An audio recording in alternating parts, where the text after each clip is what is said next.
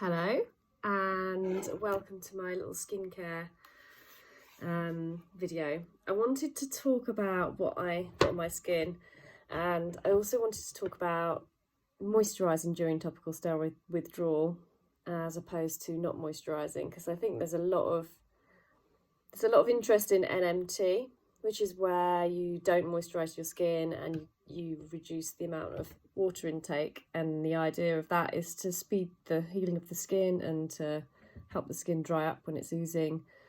I don't know the science behind it, but there have been some really good articles and some videos that I know some friends have done, so I'll include the links below. But what I wanted to talk about was that I feel like a bit of pressure to cut moisture, and I just wanted to say to everyone out there that's struggling to do moisture withdrawal, you don't have to do that. And I think the importance of this journey with topical steroid withdrawal is learning your skin, getting to know your skin, how it feels, what feels good when, and what helps it. And that does take time, and it takes trial and error and trying things that don't work. I did try moisture withdrawal, and for me it was so painful, and my skin was so dry and tight and excruciating sometimes when it was so dry and split around here that I couldn't eat. And I just feel like I want to make this journey easier for me, as easy as I can. And for me, using some gentle moisturisers on the really sore bits helped me be able to actually function a bit better. And also throughout the journey, I have had very, very dry skin, and I felt it helped me to use quite a lot of moisturiser sometimes and other things to help heal and to bandage it up. So I just thought I'd do you a quick run through of what I've used throughout the time. So at the start, I did get oozing and splitting and the horrible stuff, and you worry that you're going to get an infection. So I used aloe vera gel, 99% aloe vera gel. You can get that in most chemists and in some supermarkets as well. Make sure you get the 99% stuff. I would put that onto the really sore bits where it's split. I had big problems with my wrists, as you can see. They're pretty good now.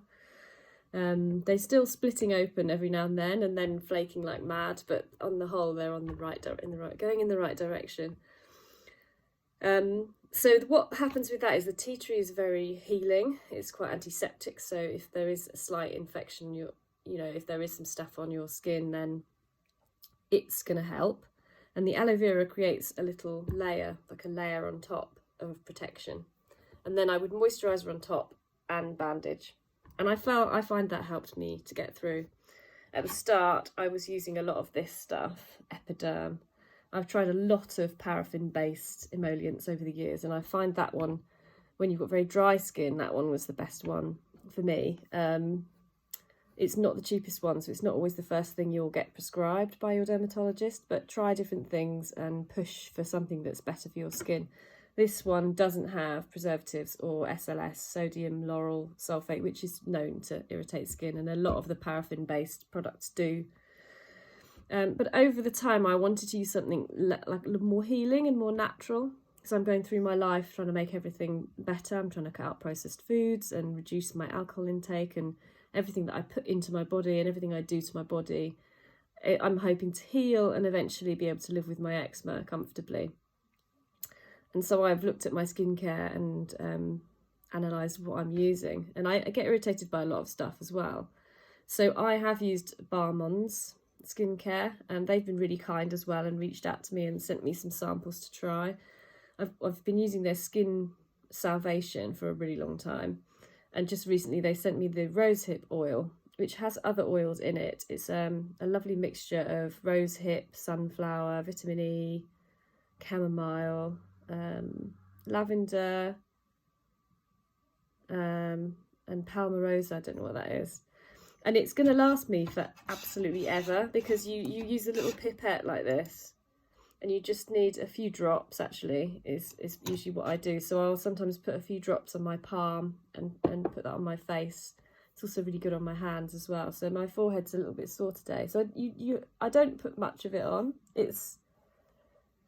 Sometimes I find that with an oil-based product, it's soothing, but then I need a bit more moisturiser afterwards. So I'll use the oil It smells amazing as well. And then perhaps put some Epiderm over the top if I'm feeling dry.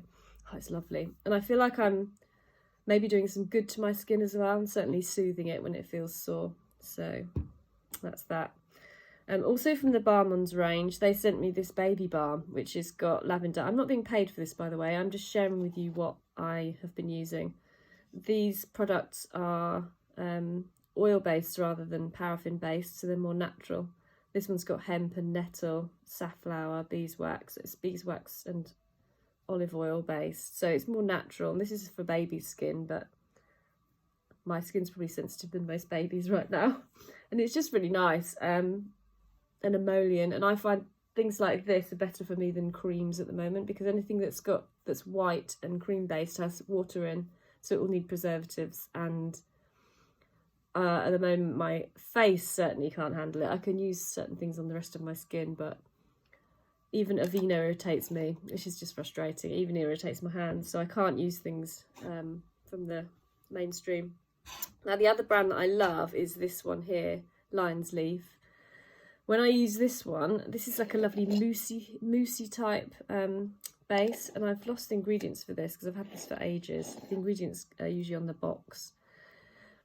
But my skin will burn, then it'll be swollen and burnt and really sore. If you look on my feed, you'll see pictures of what it goes like. It feels like it's breaking open. My problem areas are here and all around here. And it splits. It's almost like someone's splitting the skin open from the inside. It's very painful. And then once that's happened, once the redness and the splitting has kind of reached its crescendo of pain, then there's a calming down, and the skin will then go very dry, thick crust forms over the whole face. I sometimes get a bit of weeping and oozing. I get less of the coloured oozing and more dampness, and I don't know if that's typical of using Protopic on your face. I don't know, because I cut that out as well as the steroids. This, when it then crusts up, is brilliant. So the crusty layer is so tight, and I find it really, really itchy and painful that phase. And I used to put layers of this on. It doesn't go into the skin quite as well as an oily based product, but I used it like a face mask. So I would dab it on and I would just layer it up, and it just used to be so soothing. And then I would just gently moisturise it in to my skin where the real dry flakes were. And it smells lovely. It's zinc and calendula, if you're interested in this one. So I would put this on and just massage it in where the big flakes would be, and you can see them. They're bigger than my fingernail, these flakes that would come off, and it's very satisfying. I would then sit, when the flakes are coming off, I would sit with tweezers and peel them gently off, and this softens the flakes. I find doing something like that sometimes the Epiderm would be a bit too thick for that phase when it was very thick. But I felt like I needed something just to soften the skin, and then the big flakes would come off. Lion's Leaf also sent me this calendula and marshmallow balm, which is also really nice. It's another oil-based product with lots of natural ingredients, and I don't have the box for that one either here. My friend Tanith also made me some skincare, and this is all very natural products that she's made. If anyone's interested in making their own, she has a website, let me know. And everything she made me has been okay for my skin. I was really nervous about using it, but it's just a really, really lovely natural skincare. So if you're really interested, you could make your own, but that's for the hardcore people really, I think. And the other thing that I do is use Balmain's Tea Tree Balm. Now this is my favourite one probably. When it's really sore bits, this is it would really feel nice on my skin. A lot of things, just sometimes there's nothing you can do and it just feels horrible. So if it's really sore, I'll use this because it's a tiny little thing and I need to make it go a long way. So on my hands, for instance, if it's really bad, I'll put some tea tree balm on the small bits. And I used to use it initially for cold sores because I do suffer with that virus, which is something you need to look out for during topical steroid withdrawal. Is the herpes simplex cold sore virus spreading on your skin. Because once you've got that virus, it's kind of laying dormant in your body, and when you're stressed and run down, which we are going through this, it can pop up and cause problems. And if it spreads over your face, you can get eczema herpeticum. That's really horrible. And I've had that a couple of times during topical steroid withdrawal and managed to treat it with this and this. So you need to try and stop spreading it, which is very difficult when you're going through topical steroid withdrawal because the face is so... Ugh. The other thing I find that helps with moisturiser is that it's one of the things I do to stop me from scratching. So I'm constantly fighting this battle to stop scratching.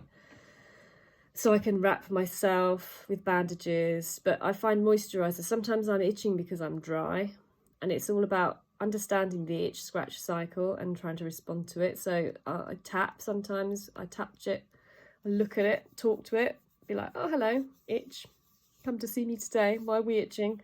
Sometimes you can see like lumps and hives and you can understand it, and if you can just be really gentle to yourself and to your skin and try it and not immediately respond to that itch scratch cycle, try and do something rather than just scratch. And for me, quite often it's put some moisturiser on.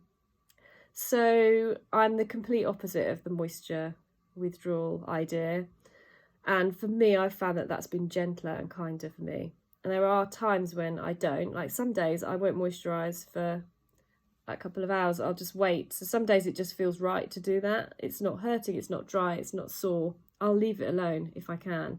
I won't put moisturiser on. And some of the flaky days, it doesn't need moisturiser, it just, the flakes want to come off and there's some pretty interesting, promising looking skin underneath. So all I wanted to say was, this is a horrible journey, it's painful, it's brutal, it's one of the hardest things most of us will go through in our lives. It's awful. We shouldn't be having to go through this, but we are. So I would say if you're struggling, just try something else. If you can't do moisture withdrawal, don't beat yourself up. It's not a failure if you moisturise one day.